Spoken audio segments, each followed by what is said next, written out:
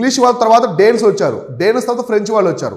డేన్స్ అనే వాళ్ళు వచ్చారు. డేన్స్ అనే వాళ్ళు ఏ దేశానికి చెందినవారు అంటే డెన్మార్క్ అనమాట. సో డెన్మార్క్ అనే దేశానికి వీళ్ళు చెందినవారు. వీళ్ళు 1616 సంవత్సరంలో వచ్చారు. వీళ్ళకంటే ముందు ఇంగ్లీష్ వాళ్ళు వచ్చారు, ఆంగ్లేయులు. ఇంగ్లీష్ వాళ్ళు 1608 లోనే వచ్చారు. కానీ ముందు మనం డేన్స్ గురించి చెప్పుకుందాం. డేన్స్ గురించి చెప్పుకొని కొంత ఉంటుంది, తర్వాత ఇంగ్లీష్ గురించి చెప్పుకుందాం, ఓకేనా? సో అయితే డేన్స్ అనమాట.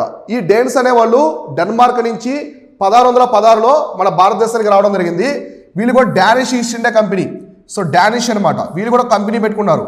సో అందరూ కంపెనీ పెట్టుకొని ఆ కంపెనీ ద్వారానే వ్యాపారం చేసేవాళ్ళు. అంటే భారతదేశంలో చాలా విలువైన ముడి పదార్థాలు తక్కువ రేట్లో దొరుకుతున్నాయి. ఎవరు దొరుకుంటారు? ఖచ్చితంగా అక్కడికి వెళ్ళి వ్యాపారం చేస్తారు కదా.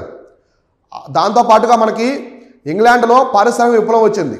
పారిశ్రామిక విప్లవం, ఇండస్ట్రియల్ రెవల్యూషన్ వచ్చి అన్నీ తయారవుతున్నాయి. అచ్చు యంత్రాలు, నీటి ఆవిరి యంత్రాలు, సో ప్రతి ఒక్కటి కూడా తయారవుతున్నాయి. ఇప్పుడు ముడి పదార్థాలు కావాలి. అందుకు భారతదేశంలో విలువైన ముడి పదార్థాలు తక్కువ రేట్లో దొరుకుతున్నాయి. సో అందువల్ల వీళ్ళు కూడా 1660లో డానిష్ ఈస్ట్ ఇండియా కంపెనీ పెట్టుకొని భారతదేశం నుంచి వ్యాపారం చేశారు.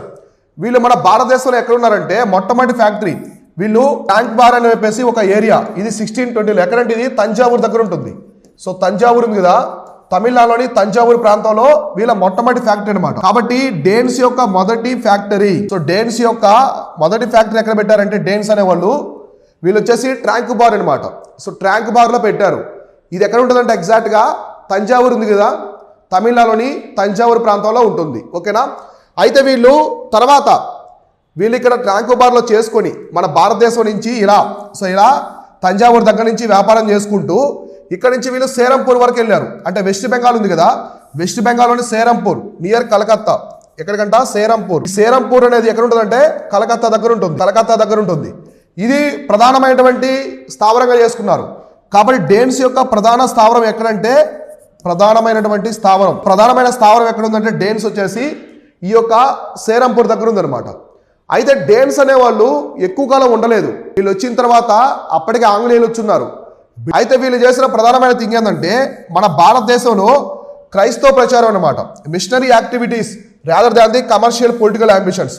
వీళ్ళ యొక్క ప్రధాన లక్ష్యం, వీళ్ళు మన భారతదేశానికి వచ్చి వ్యాపారము రాజకీయం కంటే కూడా వీళ్ళు చేసింది వచ్చేసి మత ప్రచారం అనమాట. సో మత ప్రచారం ఎక్కువ చేశారు. మత ప్రచారం అంటే క్రైస్తవ మత ప్రచారం చేశారు.